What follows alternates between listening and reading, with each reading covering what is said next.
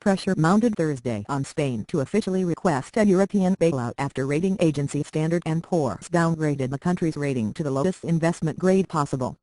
But even if Madrid finally makes the long-expected request, it still faces one more obstacle: Germany, which doesn't believe Spain needs the bailout. S&P downgraded late Wednesday Spain's debt to notches to BBB, just a notch above the non-investment rating of junk status. The deepening economic recession is limiting the Spanish government's policy options, S&P said in a press release. The negative outlook on the long-term rating. Thank you for trying verbose. This recording will go away once the product has been purchased. Reflects our view of the significant risks to Spain's economic growth and budgetary performance, and the lack of a clear direction in the 17-member Eurozone policy, the rating agency added. We were surprised, said Spanish Secretary of State for Economic and Business Affairs Fernando Jiménez Latorre about the downgrade. He suggested though S&P was wrong. The agency could reconsider once the goals we have set out are met. But the Spanish government is running out of credibility. The International Monetary Fund and most other private and multinational institutions say the government's forecast of a "thank you for trying" verbose. This recording will go away once the product has been purchased. 0.5% contraction of its gross domestic product in 2013 is far too optimistic. The IMF said Monday it expects the GDP to fall 1.3%, while S&P expects 1.4% decline. The IMF also said that, as a result, Spain will inevitably miss its public deficit targets of 6.3% of GDP for 2012 and 4.5% for 2013. It estimates a 7% deficit in 2012 and 5.7% in 2013. To cut or not?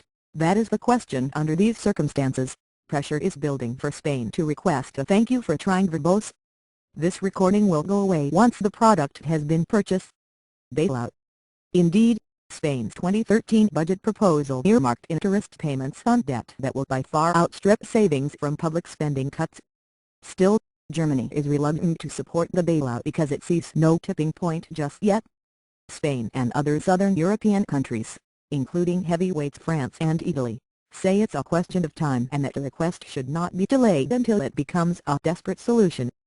The ultimate question is how much Spain can continue cutting public spending and raising taxes to meet deficit-cutting goals, while its economy and citizens reel "thank you for trying" verbose. This recording will go away once the product has been purchased. From the pain. Unemployment already tops 23% and is rising.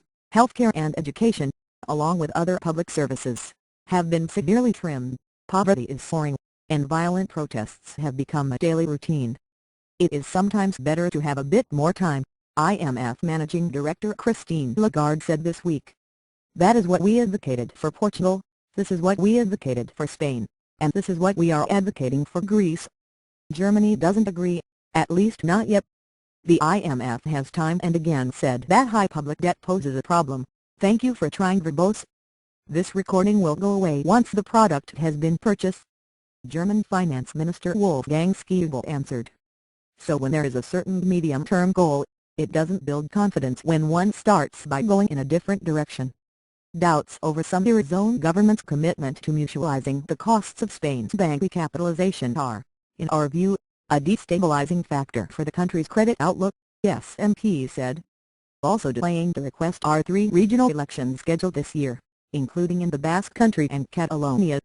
The 2 regions are economic powerhouses and polls suggest independence-driven nationalist forces will be strengthened. The government is postponing the bailout. Thank you for trying verbose. This recording will go away once the product has been purchased.